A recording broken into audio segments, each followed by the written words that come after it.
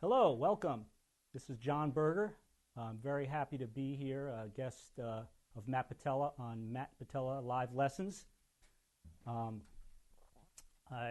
want to especially thank Pisces Cymbals, DW Drums, Remo Drumheads, Vader Sticks for their support. I've got Tim Shahady here helping out from Pisces Cymbals with us. And so today I want to just share some ideas. I have a pretty diverse career as a musician. The last 2 months alone, I've played such a huge, wide variety of music, from playing with classical orchestras.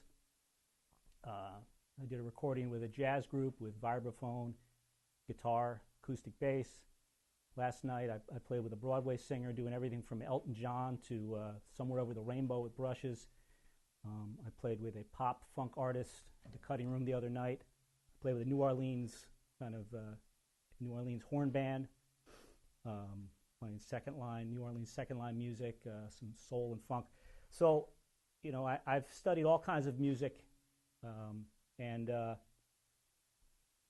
kind of utilize, all these colors to bring life to everything I play. And today I just want to talk about some concepts on how to become a more musical drummer. As you all know, drumming is a very involved language. There's a lot of time needs to be spent on technique, perfecting our hands, and four-way coordination. Learning drum parts and patterns. Today, I don't want to get so much into drum parts and patterns. I really, again, want to talk more about musicality and phrasing. One of the first steps to becoming more musical, more expressive, is the use of dynamics. Drumming is a very exciting language of music. Drums are very loud, they're very expressive. You can play really fast. You can really dominate a room, dominate a band with the sound. But the great blues guitarist,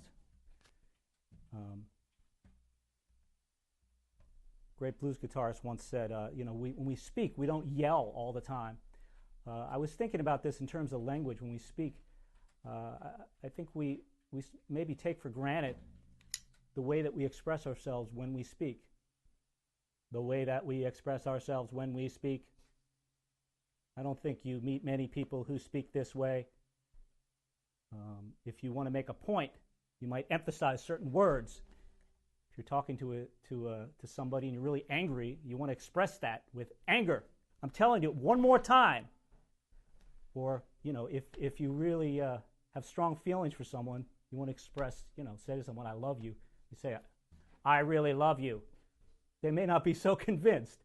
So, we actually, within us, it's a very natural thing to express ourselves. It's something to really think about when we're playing our instrument. And it's the great Frank Zappa once said putting eyebrows on music. Really what he's talking about is giving expression, giving it life. So in terms of dynamics, it's very important to practice playing accurately and playing things even. Lining up your hands and your hands and your feet, so everything lines up. That's really important. But it's also crucial, and I highly recommend that you practice patterns at different dynamic levels. It's certainly easier to play things loud and all the same, but try to play just a basic rock pattern, really loud, forte, in musical terms, then medium, mezzo forte, then piano, really soft, and then even softer than that. It's really going to give you a sense of expression, kind of like when you're whispering and when you're shouting. It's the same thing. So if you think about this, really soft and then really loud and then really soft. The same way. You can put the same expression into just a simple beat, and it can add so much to the music that's going on around you with whoever you're playing with. So just an example.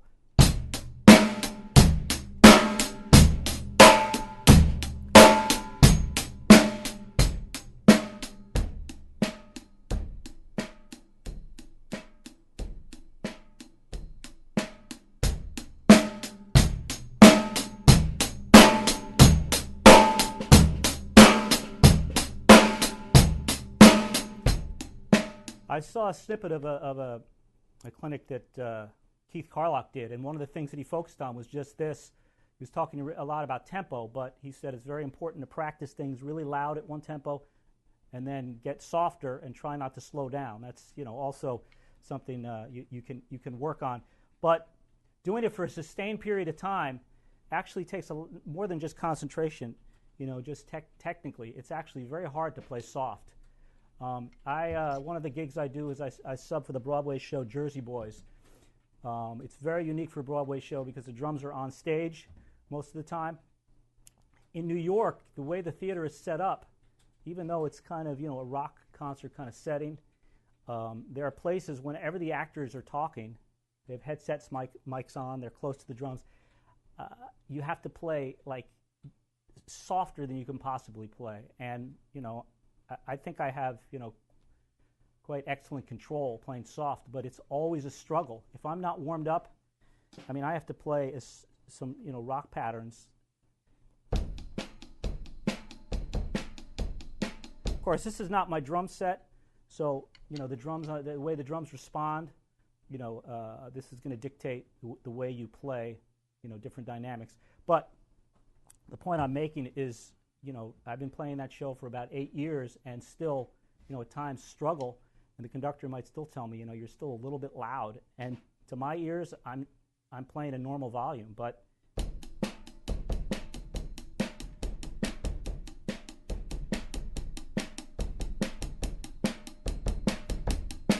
so, work on playing as soft as you can. Even some aggressive patterns. And the other thing is sometimes when you go into a new venue, your band might rehearse in a garage and your drums sound a certain way. You go into the hall and everything changes. The reflective surfaces around you are going to change the way your drums and cymbals sound. It's going to affect the way you respond. So sometimes you have to adapt in terms of dynamics.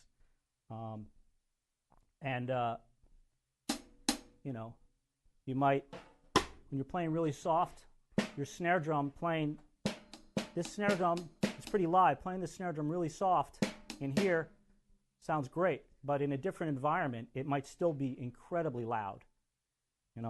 So, you might have to throw a wallet on there. Don't forget your wallet to mute it. You might have to. I was playing last night with this singer. It was in a pretty resonant hall. It was just piano, bass, and drums. And some things I did in rehearsal, I realized on the spot that my cymbals, here sound pretty soft. I had to adapt and play my cymbals for a couple of tunes this way. We're playing some Elton John tunes, some pop tunes. They had some got somewhat aggressive, but I didn't want the cymbals to overpower it. Also, I didn't want to have to worry too much about struggling to play soft. When I play Jersey Boys, I have to play it the same way on his drums. I'm subbing. I'm trying to play like someone else. Situation last night, it was my gig, so it was really my choice. But the point is, how can I serve the music best so people can appreciate the singer who's first. I'm backing the singer, and then how can I express myself comfortably if I'm going to be struggling the whole night trying to play. If I'm not warmed up, it's playing a fast tempo really soft is going to be quite a challenge. Another thing I've learned from watching one of my favorite Steve Gadd play is he actually plays gigs a lot just using brushes. I once had an opportunity to talk to him after a gig. It was kind of a funky jazz situation. He played the whole night using brushes. He played incredibly powerful, but never once used sticks. He flipped over to the metal end to hit the cymbals once in a while. So I spoke to him afterwards and I said, why did you choose this? And he said, it kind of stinks when you're in a situation where you're worrying all night whether you're going to be too loud for the music. It was a smaller room, club. The bass player was using an acoustic bass, so he said, why not just play with brushes? He can still play kind of aggressively and not overpower things. So that's, this is the kind of thing where, it's really, you have to just make the choice and work on it. The main thing is to practice using sticks. Practice a lot playing soft at different tempos. Playing soft at a slower tempo is certainly a lot easier than playing something super fast. But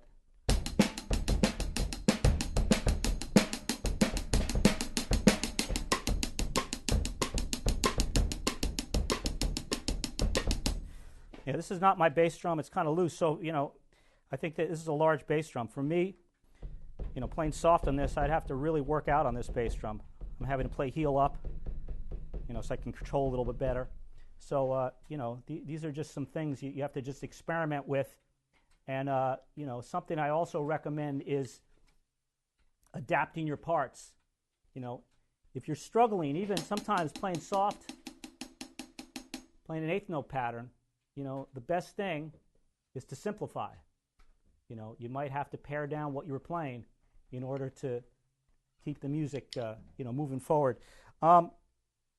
So the next aspect of this of using dynamics is, we're all familiar with using ghost notes, and so I want to use an example of just a straight ahead rock beat. So, just a basic rock pattern.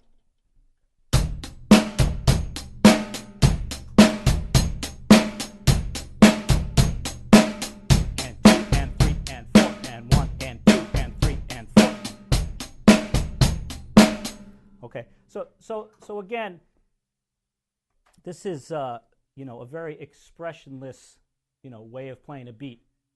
Depending on the music, that might be perfectly appropriate, but utilizing ghost notes is something I like to do to give it movement. A lot of patterns I like to give them some swing. Swing doesn't necessarily mean playing, a swing pattern or swing music. What I'm talking about is movement, giving it music, giving the music movement, sort of a back and forth.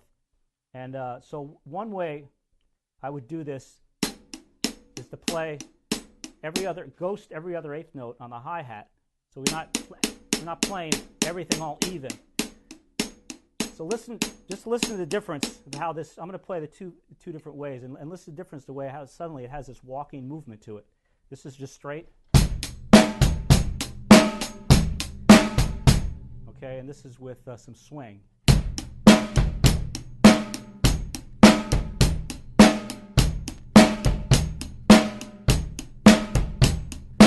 Okay. The other thing I'm doing is I'm giving emphasis on certain notes on the bass drum, also to give it some boom, bat, boom, boom, strong and weak. Okay, so it has more, almost like music you can walk to. Everything we play on the drums is always in some way or another related to dance. Okay, so we want to get people up and moving. So utilizing these kind of ghost patterns.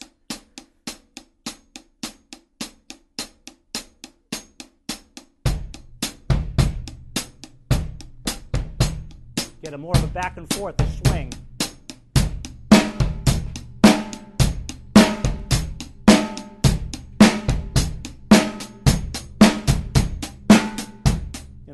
The other way is, very kind of robotic. Again, there might be some music you're playing, and that's, perfectly fine for that kind of thing. But let's put some eyebrows on it.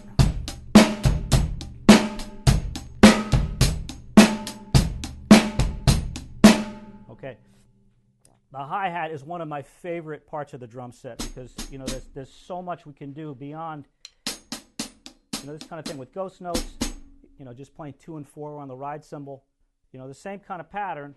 I like to, emphasize some of the eighth notes, even just playing off beats, give it some swing.